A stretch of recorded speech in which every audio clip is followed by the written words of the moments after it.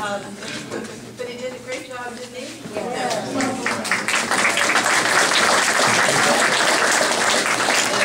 All volunteer too. But anyway, that's in preparation for our Homester, so we hope you come. We're going to show it again at the Homester. It'll be going continually June 1 and 2. And then we're not sure what we're going to do. I don't know if we can sell the video or not, or how we're going to use it towards cable or towards Historical Society. We're not sure. But, okay. I don't know if anybody has a couple quick questions for Sherwin. I think there's a speaker on trees. Just let them know tickets are being sold in the back. We're going to have some tickets to sell for There's flyers on the back table. Oh, and Geneva from our club is actually selling tickets tonight for $35. Thank you for letting me do advertisement. Okay. Thanks, everybody. Thank you to Sherwin Group and the Riviera Garden Club and the Torrance Historical Society for creating that wonderful film. It really reminds us that we live in a little slice of paradise, don't we?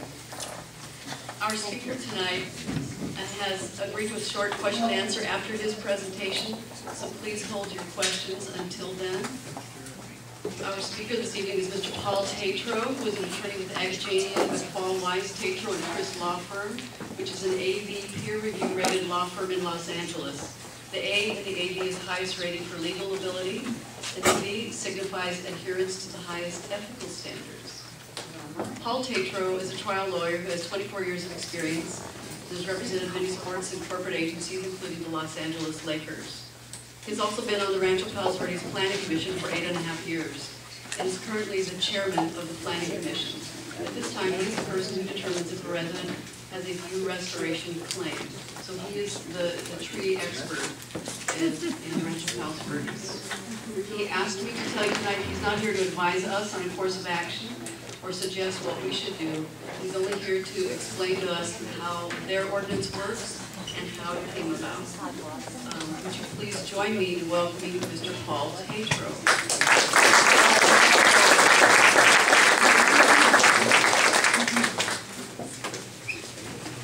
Thank you very much. I wish I had a video presentation. That was tremendous. I wish also that we could hire the gentleman to do one for Palos Verdes too. That would be something else. Yes, I think so. Can you hear me in the back? No. Not well.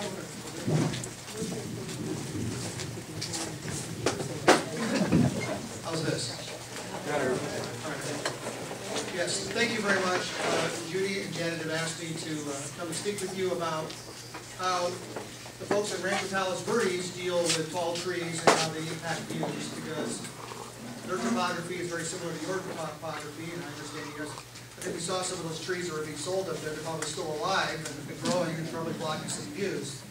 And so, so what I can do is, well, first of all, I am a planning commissioner. I'm the chair of the planning commission right now, but I am speaking as a private citizen. So I'm not here as an official from the city of Rancho Palos Verdes, and I'm not taking sides on this. I try not to take sides on trees.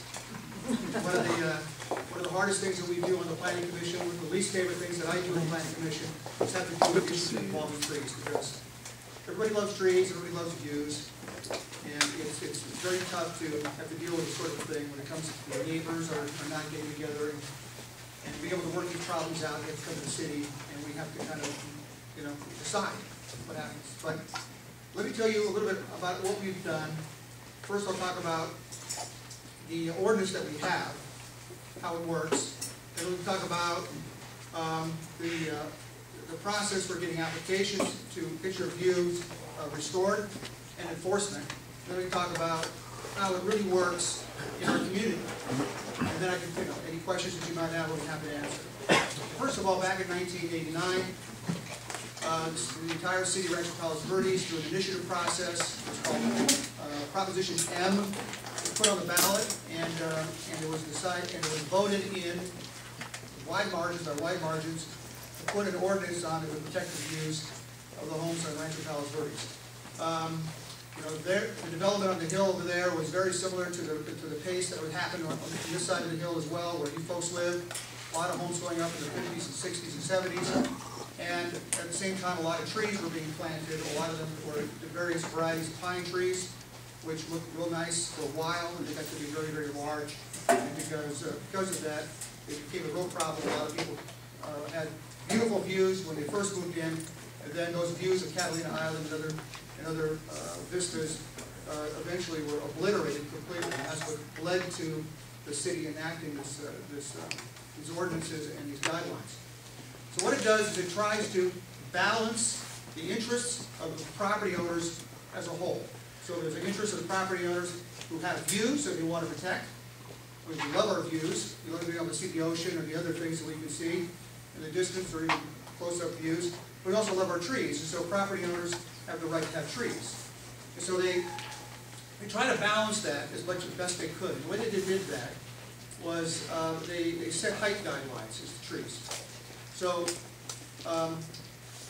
you can have trees, you can grow trees as long as they were not blocking somebody's view above 16 feet or the ridge line of your house, which was the top part of your roof, not the chimney but the rooftop, whichever was lower. So if you had a 14-foot tall house, then your tree limit height would be 14 feet, assuming you had a flat lot. Now, if you had slope lots, there'd be different rules on how to deal with this. It's all spelled out in the ordinance and the guidelines as well. But it's a rule of thumb. You could have if you had a 2-story house which was 22 feet high, it could be, you still would be 16 feet would be the height of the trees that you could have. So the idea was you can have trees up to 16 feet, and that should be good enough for just about anybody for the purposes of having a tree in their backyard or on their side of the yard for vegetation purposes. Above that, if it's blocking somebody's view, then there would be this mechanism on how to get that taken care of. So what they did was they had to define a number of things. They had to define what was a view that was worth protecting. Not everything that you see is a view that can be protected under our ordinance. So they defined it in the ordinance as basically the coastline. So it could be a horizon over the ocean, Catalina Island, or the Atoll Islands, as you see Santa Barbara Island as well from here. The Queen's Necklace coming around towards Malibu. It could be the city lights heading off into inland. Downtown skyline, Los Angeles. Over the east side would be parts of the harbor, including the Vincent Thomas Bridge, and things like that. The mountains, San Gabriel Mountains. You can sometimes see them. And so, if they were normally something that you could see on a clear day, on a reasonably clear day, a number of days a year, that would be a protected view. You could also protect views for near-in things. There would be like a number of places in Palos Verdes have canyons, and so there's a lot of canyons, and so some of those near-view things, such as canyon vistas, could also be protected as well. So those are specifically defined things. And now, having done that, the next went, well, where can you see these things from? They're not going to, you can't stand on your tippy toes on top of a chair, on top of your chimney, and claim a view. It has to be someplace reasonable, and what they did was, they said that your view that you can protect would be from within your house, in basically your common living areas, such as your living room, your dining room, your family room, your kitchen, bedrooms as well, but not closets, bathrooms, or homes. Not your garage. And, a lot of people have split-level homes. So, where can you take the view from? It had to be basically from the ground floor or the floor where your entrance is. So, like my house, I have a 3-level house on a hillside. My entry floor is my 2nd floor, my middle floor. And that's where my living room and dining room and kitchen are. So that would be the room that I would have. But my best view, of course, would be from my upstairs bedroom, but I can't claim one from up there. It has to be on that level. So all of these things are spelled out. You could also have a view under our ordinance in your backyard, on a patio. So you may not have much of a view from inside your house, but you might spend a lot of time outside, outdoor living areas, barbecues and patios, that sort of thing. You can also have a view from there. So it defines the views. It defines where you can have your view, and it also tells you what type of trees could be blocking your view, and maybe you have a right, or maybe you don't. But if somebody has a 10-foot tree next door to you, just a 10-foot tree, and it completely obliterates your view of Catalina Island, well, that's probably too bad for your view, because it's only 10 feet, and they have a right to trees. So in that situation, you couldn't do much about that around Palos Verdes. But if you had a 40-foot pine tree in the back, or a grove of them, like a lot of people have, or have, then you could do something about that. Or the part that was above and blocking the view. So we have this all spelled out, and it's all very, very clear in the ordinance that we have, the guidelines that we have. Now, with that, then there's the procedure and how a citizen goes about claiming their view and getting it restored. You're supposed to try to be neighborly. In order to get everything off the ground, the city requires that you go to your neighbor and you talk to them. And most of the time, that usually takes care of the problem. Most of the time, your neighbor will realize that maybe they didn't even know that your view was being blocked by their trees. And they'll, once they find out about it, they're generally be more than happy to, or at least tend to be happy to, cut their trees down a little bit and restore the view for you. Especially since it's wide known in Rancho Palos Verdes that there is this view ordinance out there and it can't be enforced. So that's got a little bit of weight behind it in terms of getting cooperation from your neighbors. That usually works. If it doesn't work, then you have to go to the city and you apply for a permit or an application to have your view restored. Now this isn't cheap. It's about $2,500 or more for the application. It's considerably a lot of money, but it's for a couple of reasons. One is this can be a large burden on the city to have to administer this program. It costs a lot of money, and it benefits a few people, and everybody, taxpayer dollars, have to be spread across this. So they do that. They don't want it to be frivolous. They want people to do this in earnest. This can be usually taken care of in a number of ways as well, because most big trees or stands of trees with blocked views usually will block the view of many homeowners. So people get together, and they'll split the cost among 4 or 5 neighbors. And we've had applications involving 17, 25 trees, or something like that, across like 10 different neighbors have come to us all at once, and we have to analyze all of these views from all these locations, all of these trees. But it's only one application fee, so the people have figured out how to save their money on that one. All right. Once they do that, then somebody from the city will come out and they will assess the area. They will take a look at your property. If you're the applicant, they'll take a look at your property, determine where your views are, whether or not you have a protectable view, whether or not the object, the foliage that you're claiming is obstructing your view is a significant obstruction. A lot of times, like a palm tree, unless the crown of the palm tree is really the one that's blocking you, just the trunk, it may be cutting off a part of your ocean horizon thing, but it's generally not going to be such a big thing. It's the size of a telephone pole, really. That will probably not going to be a significant view impairment, such that somebody would have to do something with that. So it isn't like zero tolerance. It has to be a significant view impairment. Now, that's the subjective part of this whole thing. What is significant? It's significant to you because it's your view. It's not too significant to the tree owner because it's his tree. So that's the one area that, and we'll talk about that a little bit more, that we have some discretion on the Planning Commission when we hear these things, to decide these issues, is that significant view area. But going back to the application process, after it's all been certified as what your view is and that you probably have an obstruction, then the parties get together again and the city employs an outside mediator to come and meet with these people and to try to hammer out a deal. That has been extremely effective in Rancho Palos Verdes. I've been on the Planning Commission for about 8.5 years. When I first started doing this, we didn't have a mediator. First 3 or 4 years of the Planning Commission, we didn't have a mediator at all. And instead, we had a lot of these applications coming through that needed to be decided at the staff level or at the committee level. And then, because we had our own separate view restoration committee, a committee of citizens of the city that heard these, and they were pretty busy. When the mediator came in, the mediator's been able to get rid of about 90% of these. So very few of these advance past the mediator. The mediator takes care of it. They went into a private agreement. The agreement is recorded on the property, so that the property owner who has the foliage, which is obstructing the view of their neighbor, they move, they sell, you don't have to start all over again. It's actually recorded as on the property. So the new owners have to abide by this as well.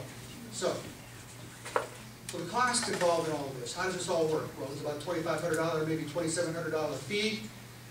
for staff's time to get you to this point. Hopefully you get this thing taken care of through mediation.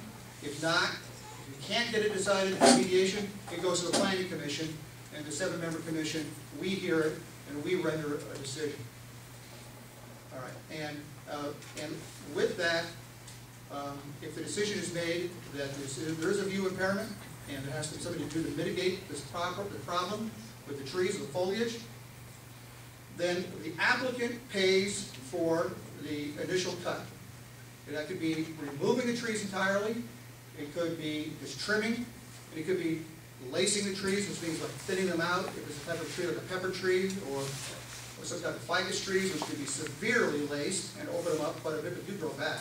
There's going to be a lot of maintenance involved in this sort of a solution. They can top the trees. Sometimes your view is such that you can kind of see underneath the tree, and they'll just cut off all the lower branches and restore the tree, restore your view underneath the tree. There's a number of ways of doing this, or trying to save the trees. Sometimes it can't really be done. Sometimes the pruning is so severe that an arborist will say this will pretty much destroy the tree, it will die, in which case then the tree's probably going to have to be removed. That cost is borne by the applicant. Okay, so they have to pay for the application fee, they've got to pay for all of the initial pruning, trimming, replacing. After that, it's up to the property owner who had the foliage to maintain it. Of course, if it's removed, end of story.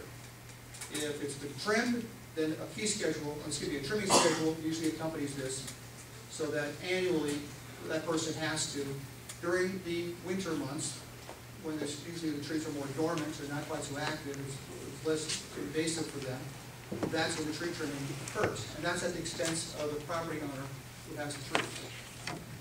For that on. So that's the way that works. Now, we've heard all kinds of stories about how this actually, about people who have these trees. I've heard stories before that, we planted this tree upon the birth of our daughter, and then she died in this horrible accident as a teenager, and this is all we have left to remember her.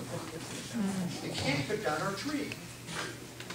Well, this is really, I believe these are very sincere statements, or other people have other very compelling reasons why they must love this tree so much. But our ordinance is not very forgiving. It states what, it lays it out. If you have a tree above 16 feet, or the ridge line of your house, and it's blocking somebody's view, that view has to be restored. And the only way out of that really is, one, as I said, if it's not a significant view impairment, perhaps it could stay. But if it is a significant view impairment, it's got to go. Unless there's some privacy issues. Unless that tree is needed to provide that homeowner with needed privacy.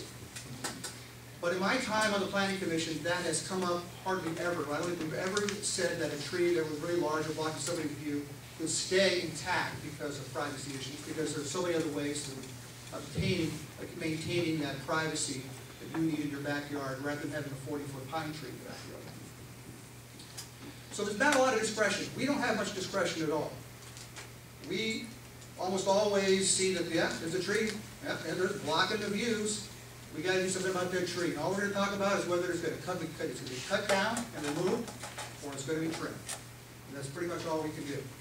So it's a little bit brutal, but because of that, I think it has, in practice, made this a pretty self-regulating kind of a thing. There's not a lot of room for anybody to dispute any of these things. There's not a lot of room for people to appeal it to the city. Oh, by the way, if a party does not agree with the Planning Commission's decision on these things, it's just like most Planning Commission decisions are appealable to the City Council. So, how many times do we on the Planning Commission in our city of 43,000 residents, probably half of whom have views, do we get something on the Planning Commission on a view restoration? Probably about 3 or 4 times a year. So that's all we get. There's a lot of applications. There's so many applications regarding this. So we have a full-time staff member working for the city of Rancho Palos Verdes. That's all he does, is process these things. He's a full-time staffer. We see maybe 3 or 4. I've got one coming up in 2 weeks. We don't normally get them very often. And of those, maybe 1 every 2 years gets appealed to the city council. So this has, our ordinance, the way it works, pretty much doesn't create a lot of work either for the planning commission or the city council. City council practically never sees these things. Okay, so that's the way it works basically within our city, and on the ground basically that's the way it plays out. There's a lot of regulations. I brought a few copies of that. We have a website for the city of Rancho Palos Verdes, which has all this information. They just changed it on our website. I can tell you exactly where it was before, but now that we've got a newly designed website, I'm not sure where it is. But I do have some copies. I did bring them, and I could give them to Janet, Judy, and make them available to you folks. I think you already have copies of them as well. But that's the way it works. I think it works pretty well. I think it could be tweaked in a few ways here and there. But it has been challenged legally a number of times, including all the way to the California Supreme Court by landowners saying this is just not right, this is unconstitutional, or it violates their property rights and the like. And it's been upheld.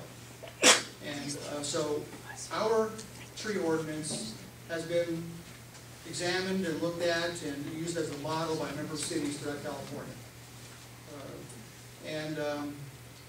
You know, it works. But it doesn't make a lot of but there's a lot of people that are unhappy about it. And I'll say that, you know, I'm not sure how you folks all publicized that I was going to be here tonight, but about a week ago I did get a phone call in my office from somebody who was opposed to this whole idea. And he didn't identify himself. I called him back and just left a message back for him. But there's obviously going to be people who are not in favor of this because they love trees. So it's a tough deal, but it works in our city. So I'd be happy to answer any questions that you have. Spend as much time answering them, how it works, the application process, anything. Yes, sir. How does your ordinance work in protection of trees when neighbors intentionally vandalize trees? Okay. Did everybody get a question? The question was, how does our ordinance work when neighbors intentionally vandalize trees? Kind of like a vigilante sort of a move, I suppose, which happens in every community. It happens in our community too, even though we have ordinances to deal with this sort of thing. People just try to take it upon themselves to vandalize trees. Well, the ordinance does not address that directly, but that is a crime. So, I mean, there's trespass involved, there's property damage involved. That's a criminal offense. And so, if you can establish that, you better call the police department. The city probably would not be involved in that because that other than referring that sort of thing to the police department, perhaps possible prosecution by the district attorney's office or something like that. That's how they would deal with it. Yes, sir. Yeah, your law then is going back in time. I mean, it applies to people that have been there for 40 years, right? All right. Well, there's another exception, and I'm glad you brought that up. There's another exception to this tree rule, and it's kind of like the legacy trees. And there weren't a lot of trees in Palos Verdes at the very beginning. Most of the trees there were planted after properties were subdivided. But there are some trees that have been there for 100 years or longer.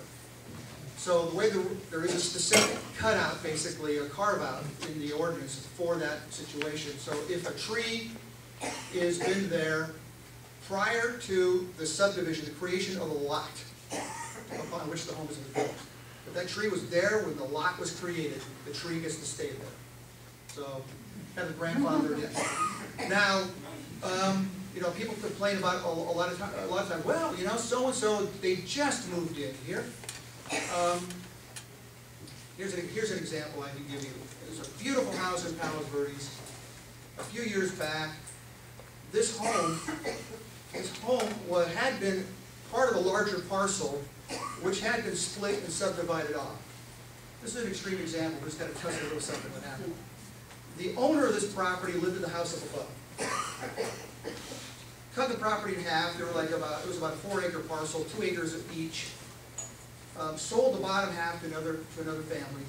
That family just loved this. There were some trees that were there already. They didn't want to touch the trees, and so they built around these trees. And it was quite a magnificent architectural feat which they did. It was beautiful. They didn't need air conditioning because it was completely canopied. It was really it was stunning. It was really nice. these trees were part of the house, really. I mean, it's not like they came to the living room, or anything like you see sometimes in cabins, but they really built this very nicely. Now, the original property owner who subdivided this originally sold the house up above, sold it to somebody else. That person moves in and says, hey, these trees down here are in my way. I can't see them. And the people down below say, well, wait a second.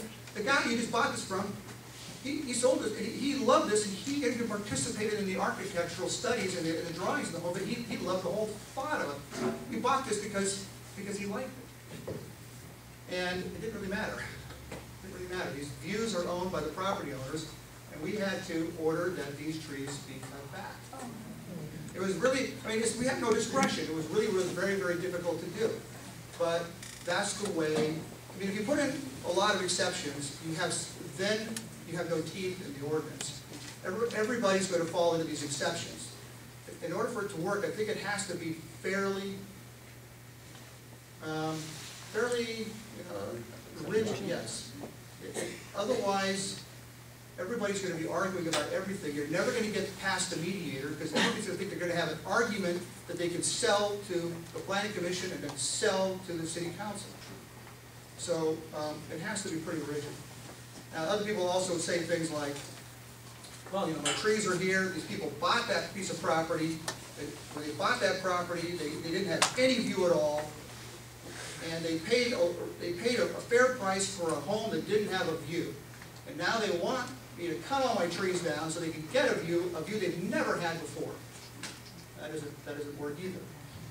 So just because you never had a view on your property doesn't mean you can't get one. If one would be there without those trees above 60 feet. That's where that works. Yes, sir. How do you deal with houses with roof lines that are at slightly above or at grade? You know, does you get 16 feet in your front yard above it, or how does that work? So like the house is, so you grade it down, and you grade it down and built. Well, you can have a tree. You can have trees up to 16 feet. Even if they're below your top beam. Yeah. Now I got to be a little careful. I have to keep looking at these rules all the time because there's so many exceptions. There are lots of homes that are ranch style that might be split. One part is way up here, another part's way down here. Where do you put your trees? What are the heights of the trees? That sort of thing. And then there's a lot of grading involved. And you have upslope trees, you have downslope trees. The ordinance deals with that, but I can get you. I have the information in my book here, but I have to take a look at it. But everybody has a right to a tree, and even if you build your house as a bunker, you can still have trees. So, but the height varies a little bit. So, yes, sir. Thank you very much. I think I understood all you said and like it very much. The only thing that I'm not clear when you said the view has to be from the entrance level of the house. Yes. We have many houses that have 2 stories and were built with 2 stories so that the upstairs has a view. Right. Okay. And now the upstairs is obstructed by trees. What do we do at that point? Well, you know, we have those sorts of things in Rancho Palos Verdes too. And so some homes you might enter on the ground floor and you immediately walk in an entry, there's a stairs. And you go walk up the stairs and that's where your living area is above. If that's the way your house is set up, then that could very well be the viewing area for your home. If that's the place where you do, that's the common area where you do most of your living, that will probably be the viewing area for your home. But you know, it depends on the style of the house that you have and that sort of thing. It varies. Okay. Yes, ma'am. How do you enforce this? If the neighbor is told they have to cut the tree down to a certain level, how is that enforced? Okay, the question is how do we enforce this? So the planning commission or the city council rules that somebody's going to have the tree. Well, if it's going to be tree, it's going to be removed. A crew's going to go out there and they're going to remove the tree. But if it's going to be trimmed, some sort of a lacing schedule put into it so that you have to maintain it, then what happens when they don't do it? Well, this is a